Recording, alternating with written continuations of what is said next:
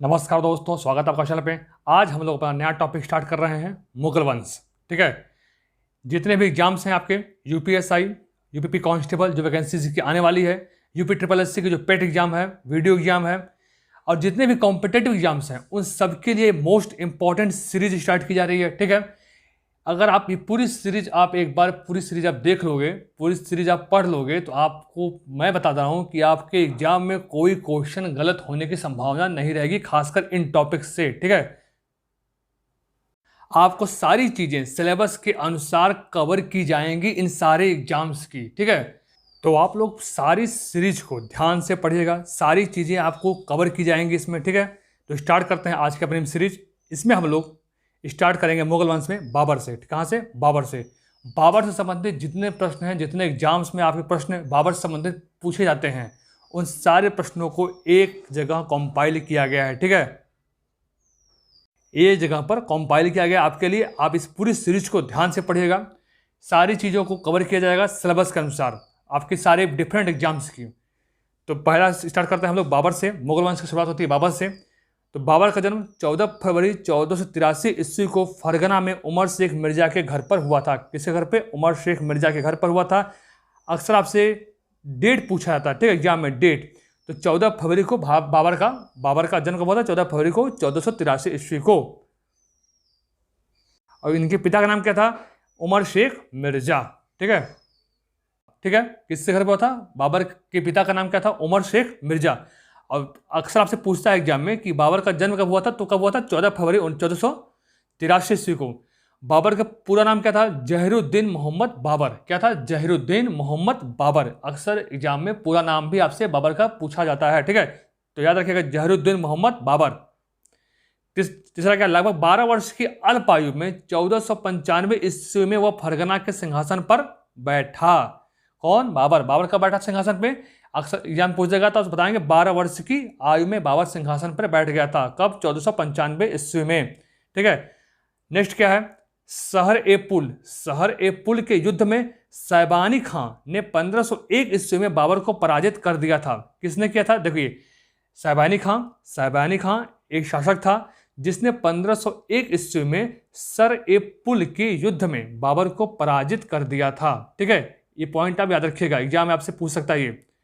इसी युद्ध में ही उज्बेकों की युद्ध नीति तुलगमा का प्रयोग किया गया था। जो उज्बेकों की युद्ध नीति, उज्बेक यानी उज्बेकिस्तान की युद्ध नीति थी एक तुलगमा एक युद्ध नीति है। ठीक है। इसका प्रयोग सर ए पुल के युद्ध में किया गया था। किसके युद्ध में? सर ए पुल के युद्ध में किया गया था।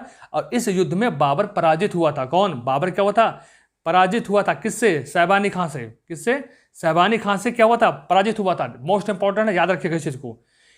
और 1504 ईस्वी में काबुल विजय के बाद बाबर ने अपने पूर्वजों द्वारा धारण की गई उपाधि मिर्जा का त्याग कर दिया और बादशाह की उपाधि धारण की। 1504 ईस्वी में काबुल विजय के बाद अगर आपसे पूछ देगा तो बाबर जो है मिर्जा की उपाधि का त्याग कब किया था? तो काबुल विजय के बाद 1504 ईस्वी में उसने बादशाह की उपाधि धारण कर ली थी। ठीक है। ये सारे पॉइंट्स आप बिल्कुल याद रखिएगा, बार बार वीडियो को देखिएगा। ठीक है। और सारे पॉइंट्स को कवर कीजिएगा। ये सारी चीज़ें आपके एग्जाम के पॉइंट ऑफ व्यू से बहुत ही इंपॉर्टेंट हैं, बिल्कुल आप जान लीजिए। नेक्स्ट देखते हैं क्या हमारा है। अगला पॉइंट क्या हमारा है? अगला पॉइंट है, आलम खां ने बाबर को भारत पर आक्रमण के लिए आमंत्रित किया था। किसने किया था? आलम खां ने बाबर को भारत पर आक्रमण के लिए आमंत्रित किया था। एग्जाम में क्वेश्चन आपसे यह भी पूछ सकता है। ठीक है। तो आप देखिए, सारी चीज़ों को पॉइंट वाइज कवर कीजिएगा। ठीक है। आप बिल्कुल इसके नोट्स बना लीजिए, कहेंगे तो इसका मैं PDF बनाकर आपको दे दूंगा। ठीक है। आप उसको डाउनलोड कर लीजिएगा और उसको आप डेली जो है कम से कम एक बार पढ़ लेंगे तो आपको सारी चीज़ें याद हो जाएंगी।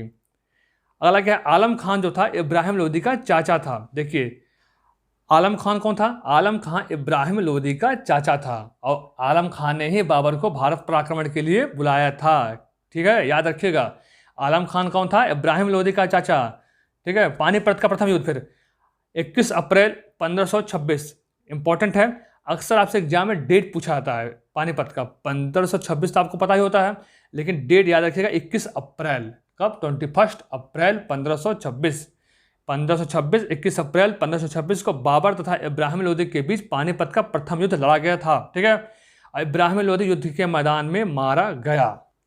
इब्राहिम लोदी युद्ध के मैदान में मारा गया। ठीक है, बाबर ने तुलगमा युद्ध नीति का प्रयोग इस युद्ध में किया था। किस युद्ध नीति का प्रयोग? किस युद्ध नीति का प्रयोग? तुलगमा युद्ध नीति। देखिए, तुलगमा युद्ध नीति के प्रयोग से बाबर हारा था। कौन सा युद्ध? सर ए पुल का युद्ध। कौन सा युद्ध? सर ए पुल का युद्ध हारा था। मैंने पहले बताया आपको, साहबानी खां था। साहबानी खां ने बाबर को सर ए पुल के युद्ध में हराया था तुलगमा युद्ध नीति का प्रयोग करके। अगर आपसे पूछ दिया जाए तुलगमा जो युद्ध नीति है ये कहाँ की है, तो उज्बेकिस्तान की है। ठीक है, तो ये सारे पॉइंट आप एक दूसरे से कोरिलेट कीजिएगा। अब फिर नेक्स्ट क्या हमारा है? 1526 में ये में है। ठीक है, याद रखिएगा में है। ठीक है, 1526 में बाबर ने अपने आप को बादशाह घोषित कर दिया। ये में है, ना कि मैं, ये में है। ठीक है, 1526 में बाबर ने अपने आप को बादशाह घोषित कर दिया।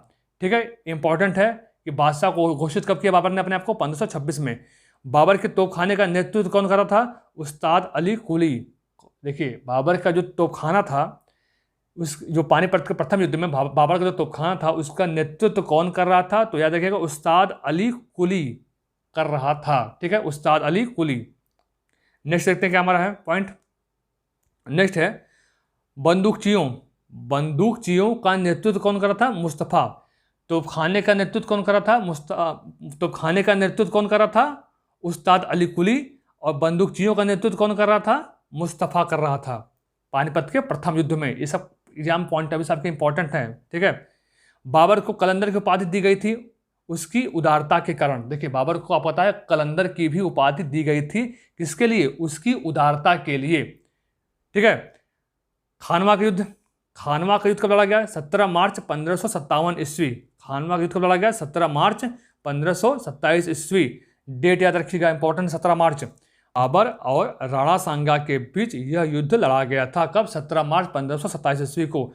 और बाबर ने खानवा के युद्ध में ही जिहाद की घोषणा की थी। मोस्ट इंपॉर्टेंट है ये। ठीक है, बाबर ने खानवा के युद्ध में ही जिहाद की घोषणा की थी। ठीक है, खानवा के युद्ध में ही बाबर विजय प्राप्त करने के बाद गाजी की उपाधि धारण की थी। खानवा के युद्ध में विजय प्राप्त करने के बाद बाबर ने किसकी उपाधि धारण की? गाजी की। तो आप जान लीजिए, गाजी मतलब क्या होता है? काफिरों को मारने वाला। गाजी का मतलब पूछा था आपसे एग्जाम में, तो बताएंगे काफिरों को मारने वाला।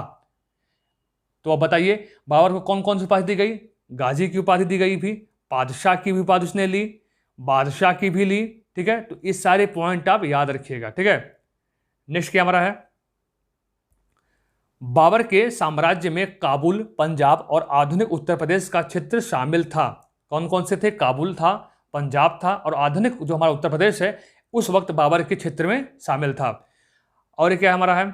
बदखंसा का शासन हुमायूं, मीर फख्र अली, हिंदाल को प्रदान किया गया था। अच्छा, ये बताइए, जो ये बदखंसा है, बदखंसा ये क्या है? ये प्रांत जो है ये भारत से बाहर, यानी इस वक्त ये अफगानिस्तान में है। कहाँ का है यह प्रांत? इस वक्त अफगानिस्तान का है।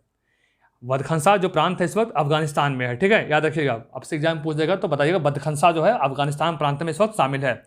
तो वहाँ का शासन कौन कर रहा था उस वक्त? हुमायूं, मीर फख्र अली और हिंदाल को प्रदान किया गया था बाबर के समय में। और काबुल, कंदहार और मुल्तान का प्रशासन कामरान को दिया गया था। किसको दिया गया था? कामरान को। कहाँ का प्रशासन दिया गया था? काबुल का, कंदहार का और मुल्तान का। मुल्तान कहाँ? पाकिस्तान में। काबुल कहाँ? अफगानिस्तान में। याद रखिएगा। पंजाब का गवर्नर कौन था उस बाबर के समय? मीर यूसुफ अली। कौन था? मीर यूसुफ अली। आपको बता दें कि आधुनिक जो राजस्थान का क्षेत्र है इस वक्त बाबर के साम्राज्य में शामिल नहीं था। जिस वक्त आपका राजस्थान का क्षेत्र है इस वक्त आधुनिक राजस्थान जो क्षेत्र है बाबर के क्षेत्र में उस वक्त वही शामिल नहीं था। उसका कारण क्या था? उस वक्त राजपूत राजाओं का यहाँ पर शासन था और बाबर वहाँ पर जो है अपना प्रभाव नहीं डाल पाया था अपने शासनकाल में। ठीक है, देखिए इस पूरी सीरीज में हम लोग मुगल वंश जो मध्यकालीन इतिहास का एक महत्वपूर्ण पार्ट है जिससे सबसे ज़्यादा एग्जाम में आपके क्वेश्चन बनते हैं, उन सारी चीज़ों को अच्छे से कवर किया जाएगा। हर शासक को से संबंधित जो भी आपके एग्जाम पॉइंट ऑफ व्यू से इंपॉर्टेंट है, अगर आप पूरी सीरीज को देख लोगे मेरे भाई, तो आपको कोई भी एग्जाम में क्वेश्चन अगर यहाँ से आता है तो आप बिल्कुल गलत नहीं करोगे अगर आप ये पूरी सीरीज पढ़ लोगे एक बार। ठीक है, तुजुक बाबरी या बाबरनामा ये बाबर की आत्मकथा है। ठीक है, कौन सी? तुजुक बाबरी या बाबरनामा या बाबर की आत्मकथा है। बाबर ने अपनी आत्मकथा में 2 हिंदू राज्यों का उल्लेख किया है, ठीक है, किसमें, तुजुक बाबरी में या बाबरनामा में बाबर ने 2 हिंदू राज्यों का उल्लेख किया है। एग्जाम के आपके पॉइंट ऑफ व्यू से मोस्ट इंपॉर्टेंट है, कौन कौन सी, विजयनगर और मेवाड़। विजयनगर और मेवाड़ का उल्लेख किस पे किया गया है, बाबरनामा में, ठीक है।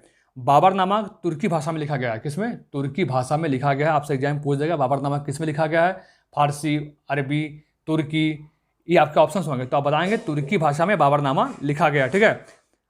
अकबर ने अब्दुल रहीम खाने द्वारा बाबरनामा का फारसी में रूपांतरण कराया था। मोस्ट इंपॉर्टेंट है कि बाबरनामा का फारसी में रूपांतरण किसने किया था, अब्दुल रहीम खाने द्वारा।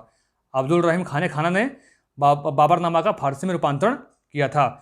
पद्य में बाबर ने एक नवीन शैली मुबय्यान लिखा। क्या लिखा, मुबय्यान लिखा, जो मुस्लिम कानून की पुस्तक है।